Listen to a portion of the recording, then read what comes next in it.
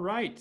So what a time, huh? Today we've seen there's the inauguration of the new president. There's been obviously a lot going on with that. There will be obviously some changes, and the reason I bring that up is because there will likely be changes that happen because of the inauguration today. So I'd say keep your ear to the ground with some of the things that we're going to discuss today, just because people or things are going to change, I'm sure of it. Something that I've had the pleasure of working with recently with a lot of employers is, hey, there's all these things happening, specifically with COVID. How do we make sure, that we're complying?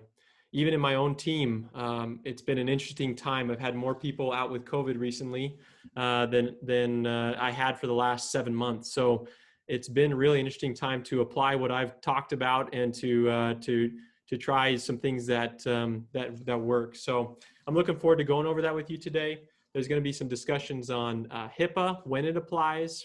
It also will dovetail into the Americans with Disabilities Act, because that actually comes in and takes over some of those protected health information protections, I'll say. You have the paid leave under the federal law or state law. There were updates and legislation that passed, obviously, with PPP round 2, we'll talk about. And then some people recently have been asking me about unemployment, if their accounts are getting hit and what happens there. So we'll touch base on that briefly too. I think this probably will be 15 to 20 minutes. So I'm looking forward to providing some of the key points. And if you have questions, probably hope to have a little chat at the end. You can send your questions in that way and see if we can answer a few of those, okay? So we'll go ahead and move forward with the next slide. Of course, an attorney, got to have my disclaimer in there. You can look at this slide will be posted and the whole presentation will be posted later. So, so about the paid and unpaid leave, actually with the passing of the PPP Part 2 extension of the CARES, it wasn't actually an extension of all the CARES Act. There is currently no federal mandate or requirement to provide paid sick leave. The COVID, the 2 weeks of paid or 80 hours it was of paid sick leave under the CARES Act, and then the kind of quasi extension of FMLA that took place back in March last year did not get renewed. So that means that there's no requirement currently for federal leave related to COVID for employers. Now, that doesn't mean they don't have the option to actually do it. The IRS has extended the tax credit that you can get for paying payroll to people who are currently out with COVID or COVID-related symptoms. So if you want to continue in that path, you can. Just know that it's not mandated. There is, however, still Arizona paid sick leave in place.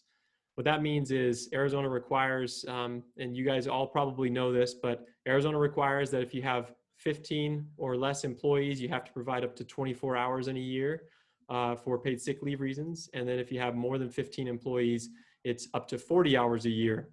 Obviously, there's an accrual with that. New employees don't qualify, have to be there for the first 90 days at least to use that paid sick leave. And there's a few other things like that. But just know that because the federal has gone on this, doesn't mean the state is gone. So I've seen some people get actually caught into that issue, and you don't want to be caught in that trap because the Arizona paid sick leave law has actually pretty aggressive remedies. So keep that in mind. Another thing to consider, even though the COVID paid sick leave is gone, you do have to still comply. Many employers do, 15 employees or more, have to comply with the Americans with Disabilities Act. And what that means is if somebody has a health condition that requires what's called a reasonable accommodation, the employer must look to see if there is something that can be provided to that employee as a reasonable accommodation without causing an undue hardship. The biggest area I've seen this play out in is people asking to work from home due to either COVID or COVID-related symptoms or concerns related to COVID based upon an underlying health condition. The most frequent one I've heard of and seen is, hey, I've got issues with my lungs or with my heart, and my doctor has said if I go to work, it puts me at increased risk. Is an employer required to accommodate that individual and allow them to stay home? There's a few steps you have to walk through. One of the things that helps a lot is if you have a defined job duty for that person. that says, for instance, in some places like my office, we have one person here that is the main reception that takes, people that walk in the door. And obviously that position is really not, there's no undue hardship, or there would be an undue hardship if that person were to work from home, just because that's the one position we really need somebody sitting in the chair and handling the people that come in the office. So thinking through those positions is something that I've helped a lot of employers with. Hey, does this create an undue hardship to you? What are the job duties? Is it temporary or long-term that this employee might be looking to take leave? Those are some of the considerations to think of. Also, the FMLA does apply and can apply if there's an underlying health condition. So if you have 50 employees or more in a location within 75 miles of each other, then the FMLA will apply. I won't go into that too much today because there's a lot of information out there about the FMLA. Now, another big thing that I get asked a lot is, hey, I've got these employees coming in. What can I share? They've told me that they either have symptoms or signs of COVID, or they've told me they've tested positive for COVID. Can I share that with my other employees? Who can I tell that to, and who needs to know? Now, interestingly, a lot of people confuse HIPAA with other laws that we'll talk about, but HIPAA by itself does not apply to employers. It only applies to covered entities. Covered entities are what we've listed here on this slide. There's 3 of them. Now, there's a little crossover that can happen with an employer and a covered entity, so you got to be careful of that. But generally, HIPAA does not apply to employers unless they're a covered entity. HIPAA does apply when you request information from a covered employer or a covered entity. What that means is, let's say somebody says, hey, I don't feel well today. Is that covered by HIPAA? No, it is not.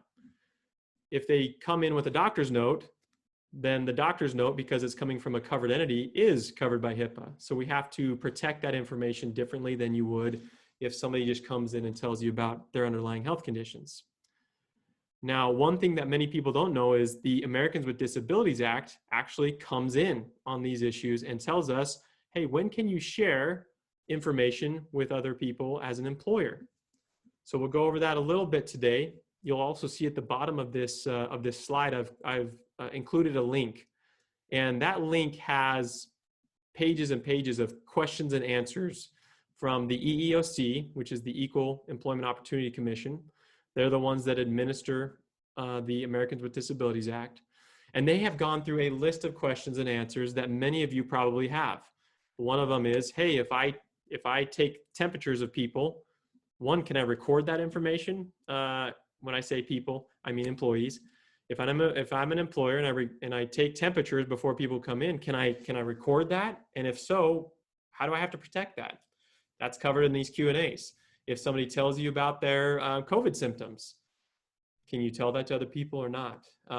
The short answer to that question, because that's the most common question, is yes, on a need-to-know basis, you can share, hey, we have an individual who has exhibited signs or symptoms of COVID. You were in contact with that individual. And so you can share that information. As a general basis, we don't suggest, and it's not typical that you would provide the name of the employee, although it's, in most businesses that I work with, even my own team, when you say, hey, somebody you had contact with showed signs of COVID or tested positive for COVID, most people know who that is already. That doesn't mean you should go and say the name. It just means it's kind of a funny little situation with these smaller, entities, when it doesn't really have as much protection as maybe the Americans with Disabilities Act is implying it would have. Some of the examples you'll see that they give is, you can say that an employee on the 4th floor of your building had COVID, when in fact, most of us that are 1 to 50 employees don't have 4 floors to our buildings. So go and look at those Q&As though, because you could go through multiple Q&As and find the answers you're looking for. There is more intense requirements in a typical situation and when you can share information. But with COVID, because of the public health crisis, there's a much, they're more willing to allow you to share more, I'll say, as an employer with both your employees and maybe others who have been impacted. So for instance, in a typical situation, you would not tell a client who came into the building that one of your employees has an underlying health condition of any kind. You would never do it. It would be a violation of the Americans with Disabilities Act in most cases. Here, however, if you have an individual who has been impacted by COVID or has shown signs or symptoms, you can share that information with a client. That's a very helpful resource. I will be providing this slide to everyone, obviously, to look at, and I would suggest you go there if you have specific questions on what you can and when you can share information. I'll just say one other thing. It's always best to keep it on a need-to-know basis. It doesn't make a lot of sense, both from a scare perspective and from a confidentiality perspective from the client, from the protected health information perspective, to overshare information at this point. You should share with the people who need to know. All right. And I'm sure people will have questions on that. I'm looking forward to answering if you have specific questions, but I will wait till the end. Now, let's jump into the new PPP loan information. First of all, it's exciting that there's additional funding available. There are some parameters, and they are different than what they were before. So I'll just say it's exciting for many, but you have to meet certain criteria. Now, let's talk about some of those. One is you have to have less than 300 employees. The old requirement was not that way. Second is you have to have a proven gross revenue reduction of greater than 25% from the year 2019 to 2020. So many employers will not meet this requirement. Even if you had a reduction in employees, you don't always have that reduction in gross revenue by 25%. And obviously, as you get into bigger numbers, it's harder to show the gross revenue reduction. For smaller employers, showing, hey, one year I made 150,000 and it went down to 110,000 is pretty simple. But when you get into the millions, it can be a little more difficult. And this was intentional by Congress to make it a little more difficult for larger employers to get money. The next step is you have to have used the first PPP loan. And I'll say this, if you haven't applied for the first PPP loan, you still can. That's available. But if you have to have used the full amount of that loan. Doesn't mean you have to have applied for forgiveness yet, but you have to have used the full first amount. You'll have to assert under penalty of perjury on the application that you have. So go ahead and do that. Lastly, there was a $10 million max last time. Here, there's a $2 million per entity max, $4 million total. Again, many of the people we work with, small to mid-sized businesses, aren't hitting that range. But just if you do hit that range, just know that that's the case. The Treasury actually came out with a new application, and that's available currently. It used to be there was a staggered application process that was available. Right now, everybody that qualifies can now apply for PPP Part 2. Yesterday, the last sector that was waiting to be made available for these loans, it happened. So as of today, everybody that can apply for these is able to apply for them. Now, one of the other fun parts of this recent enactment, the extension of the CARES Act PPP Part 2, was it actually created a simplified process for loans of $150,000 or less. It should be a one-page application. If you haven't applied for the forgiveness on that, then now it should be a lot easier if you have $150,000 or less. The old threshold was $50,000 or less. And many employers that I've dealt with fell right in between that $50,000 to $150,000 range. It was significant how many people did. The application or the SBA has not made that application generally available yet, but each lender should have information available. So go to your lender if you haven't already applied for forgiveness. Okay, lastly, unemployment update. Now, many people, when it first happened, coronavirus, many people were largely concerned about what happens if I lay off people due to coronavirus and they go file for unemployment. Will that affect my unemployment insurance rate? And the answer was, and still is, no.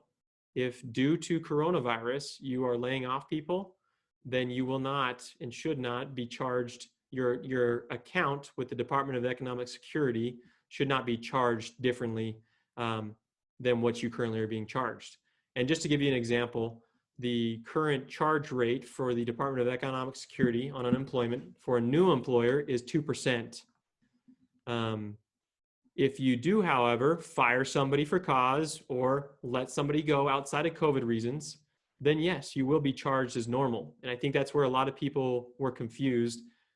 They thought maybe, oh, no matter what we do at this point, if we let somebody go, COVID or not, then we won't be dinged by DES for additional insurance payments, unemployment insurance payments, and that's not the case. So when you're letting somebody go, if it is COVID related, it's important to note that. It's important to put it in writing. And we've helped many people with that process. If you're letting somebody go, it's a reduction in hours, reduction in force, then it's important to do that the appropriate way so that you don't have some unemployment insurance rate hikes as you move forward.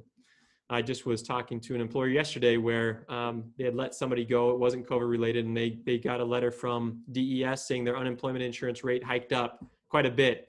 I think the number was wrong. I think DES didn't do the number right. It was too high, but at the same time, it still shows you that they will, and they're being proactive about upping the rates. Other people have asked me, hey, what's the current standard? Because as an employer, a lot of times we're wondering, if somebody, are people wanting to go to work? Are people ready to go to work? Or are they still making more on unemployment than they do if they come to work?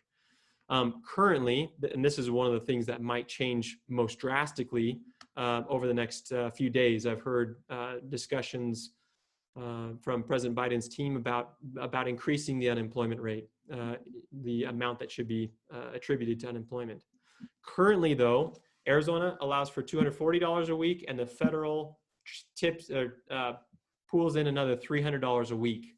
So you're averaging about $540 a week if you are on unemployment.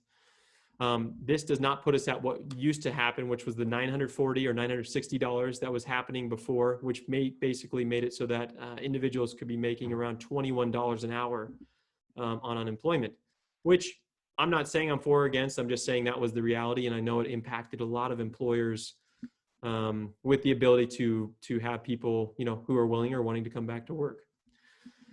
There's also an extension on the length of time people can get unemployment. That was part of the recent extension on the CARES Act. It goes up to an additional 24 weeks. Usually unemployment lasts only 26 weeks. Now there's that additional 24 weeks that can be included on there. There are both links that I have here are helpful articles that can help you walk through some of the questions you may have on unemployment. If you're looking to get into the nitty-gritty breakdowns of federal unemployment tax, which is called FUTA, there's also FUEP. That could, people have different questions about different parts that are being attributed or kicking into these things. If you have those questions, I've added links here so you can see what the new regulations and laws are requiring. So I appreciate those that were here today, and I know that there's a lot going on, a lot of questions about how to handle employees. We love helping people through those. I'll tell you, funny enough, most of those questions are 10 to 15-minute phone calls, and then there might be some follow-ups, but it's not worth stressing as an employer, sitting there thinking, oh man, what am I gonna do? Give us a call. We'd be happy to jump in and just answer those questions real quick, and then you can move forward with the things that you're trying to do with your work. So we appreciate you being here today, and look forward to helping you in the future. Now, I'm going to open up a quick chat session for anybody that's got a question, and see if I can answer those real quick, and then we'll move forward with the rest of our day. Let's see if I can open this chat. Okay.